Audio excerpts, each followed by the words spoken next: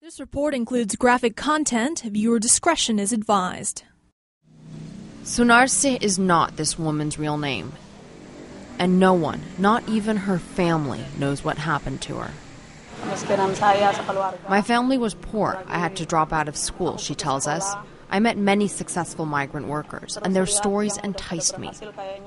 To break out of her impoverished existence in the village, she decided to look for a job overseas as domestic help. At 17, Sunarse went to what she thought was a legitimate company.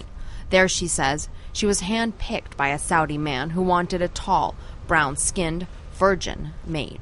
It was a dream for someone like me, she remembers. I was so proud. My friends told me how lucky I was to be chosen that quick. She was expected to care for the man's disabled father.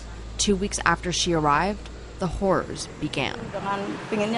He asked me to give him a massage every night using a vibrator on his privates, she says. Of course, the first time, I refused to do it. But then, he threatened me. He insisted and got very angry and said he wouldn't pay my salary.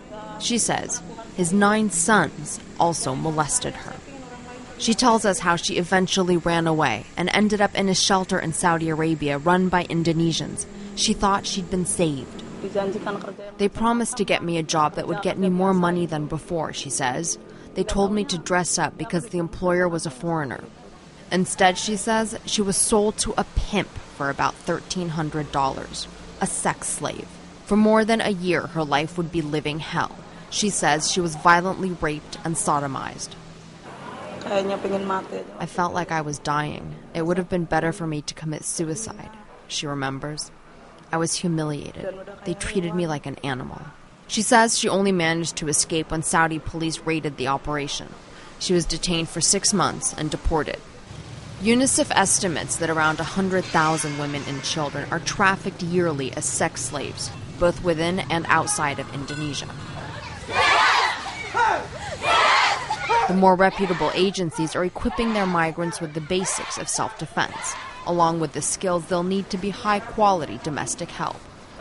These women are all undergoing their final examination. If they pass, they'll travel sometime in the next 2 weeks. But as familiar as they may become with these types of day-to-day tasks, they're still going to a foreign land, leaving their families and their support system behind. The majority will be successful. Others will see their lives and happiness stolen from them. As she breaks her silence of 15 years, Sunarse says, I'm nearly 40 and I have never known true happiness. Arwa Damon, CNN, Jakarta.